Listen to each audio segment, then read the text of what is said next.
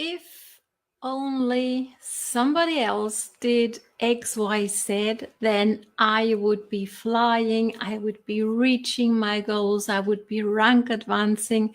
Do you ever find yourself thinking along those lines? Then please stay tuned, because really there's only one thing only that's really holding you back, that's really keeping you stuck. And that's actually something that's deeply rooted inside of ourselves, inside of you, inside of me. We all have it.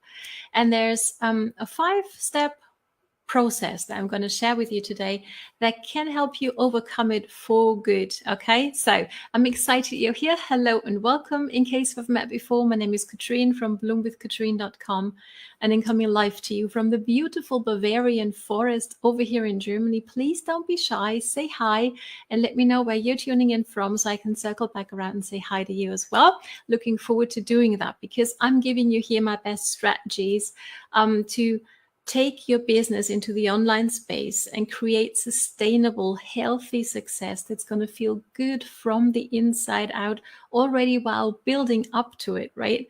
And I don't know about you, but feeling stuck, feeling that you're kind of like helpless and other people are in for your own success, like they're the reason maybe you're not rank advancing, or they're the reason you're plateauing, doesn't feel good, doesn't feel empowered.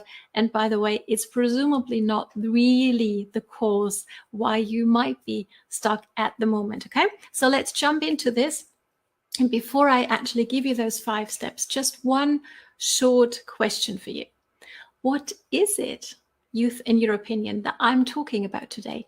What is it that's deeply seated inside of you, and it's actually the reason why you're not where you want to be, why things seem to be slower than they should be, and all those things, right? Let me know. Type it down below. I'd be curious to know, but obviously I'm going to give it to you, right? So we can move into the topic. It's actually fear, right? Fear. And there's like 2 main fears that can keep us stuck. One is the fear of loss, right? Loss of maybe respect from others, loss of appreciation, loss of friendships, loss of money, loss of time, whatever it might be for you. Okay, that's one of the fears. And the second one, is maybe even bigger, and that's fearing change. And now, I don't know about you, but I used to tell myself, yeah, I want to fly high, and yeah, I want to make, I don't know how many thousands of euros in my case, maybe it's dollars for you. Let me know which currency you're in. And then when I really went a bit deeper, I actually found that deep down, I was actually afraid to fly high. I was actually afraid to change, right? Because what is going to change other than myself in my life, right? Is my partner going to, like be able to move with me into that new life? All those things, right? So, and here's the thing about fear. Fear is an emotion, as you and I know, of course, right? And it's actually innate in all of us. It's what's keeping us safe and comfortable. And that's also its function. And here's the thing. When we are afraid of something, right? When fear, like, takes its icy fingers and grabs us from behind, right? I don't know whether you can relate, but that's how fear feels for me most of the time. All of us only have 3 ways to react. And that's either flee, fight, or freeze. Now, depending on the situation, one of the 3 might actually help us survive, right? It's a survival instinct. So it's a good thing. So our goal also for this talk today is not to become fearless, because fear is a good thing. It's keeping us safe. It's keeping us alive. But it might also be keeping us stuck. And it's important to know, where we're at, and to really assess the situation. So one thing about fear, one more thing, is we can't talk ourselves out of it. I don't know whether you've ever tried that. Maybe you were scared of doing a business post, for example, right? And you were just scared of, what might others think? What are my colleagues going to think? What is my family going to talk about behind my back, or talk about me behind my back? Maybe those kinds of things, right? That can be holding us back 100%, right? And thing is, we can't really talk ourselves out of that fear. There's only one thing that's going to get us into overcoming it, and that's what we're going to be diving into right now. Okay, so number one step, and by the way, if you need or if you would like to have a challenge, a 5-day challenge free here on Facebook, where we're going to hone in on $1 million skill set when it comes to how to post for a business that's going to actually attract people to you, where people are going to come to you wanting more information about what it is that you do, drop challenge down below, and I'm happy to introduce you to our group, okay? But coming back to our fears, step number one in overcoming it is facing it, okay? And really own it. Own your fear. Give it a name. Call it out loud, okay? So for me, one of my biggest fears, and I hope you're bearing with me, and that's okay if I get a little bit vulnerable here with you, is Katrine Beitel, I've always had a fear of not being good enough. Let me know whether you can relate. Hopefully, I'm not the only one, right? And if you're really courageous, drop yours down below, okay? Katrine Beitel, have always had a fear of not being good enough. Write it down, get it out of your system, out of your mind, onto a sheet of paper or here into the text field down below, right? So you can actually like energetically make like a divide, right? So it's there. I can actually now face it when I've written it down on a sheet of paper. I find that to be more effective, maybe even than just type things out.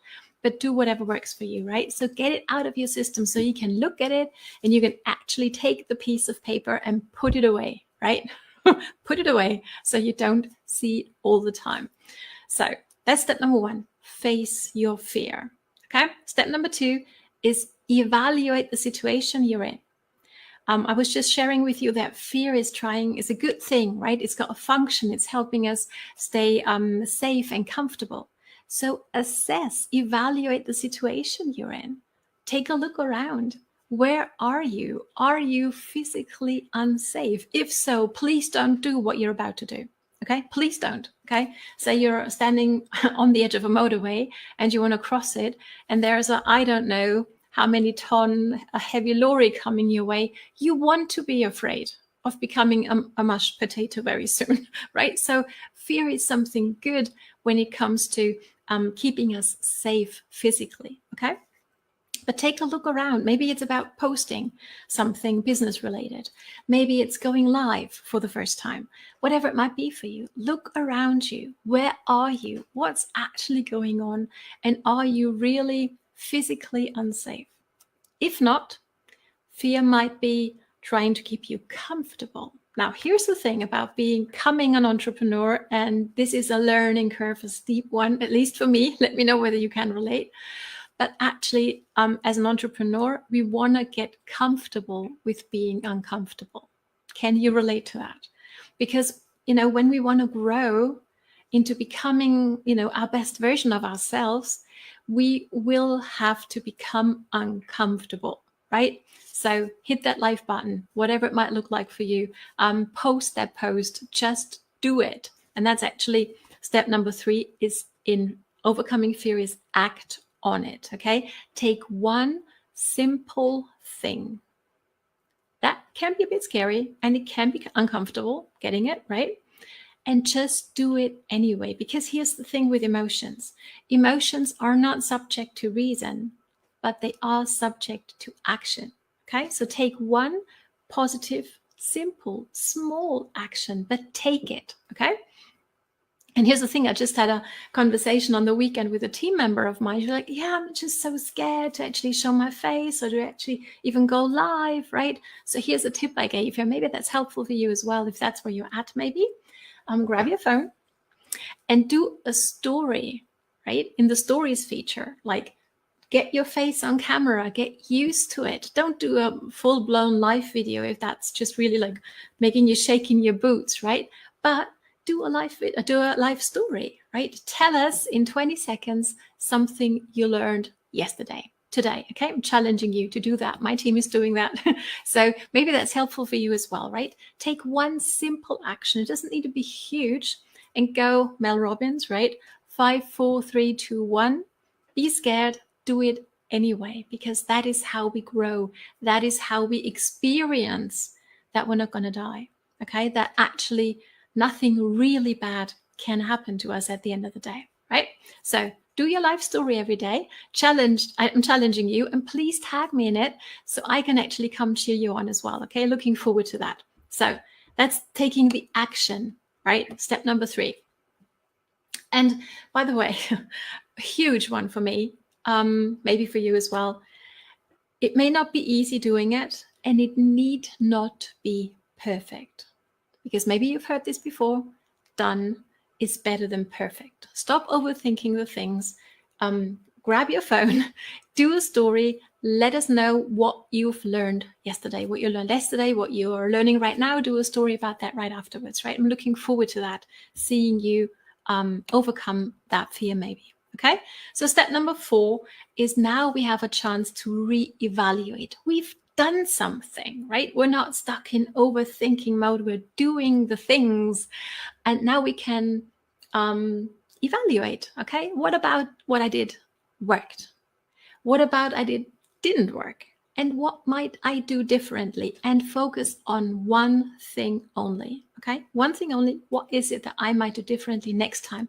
Tomorrow, when I'm going to go and do another short story, right? Maybe I want to focus more on actually looking into the camera lens, which can be a challenge. And I don't do it all the time, right? So maybe it's something very simple. And the simpler it is, the easier it's going to be for you to focus on doing the thing that scares you, that gets you uncomfortable, right? And actually focusing on that one thing only, and thereby becoming better and better and better.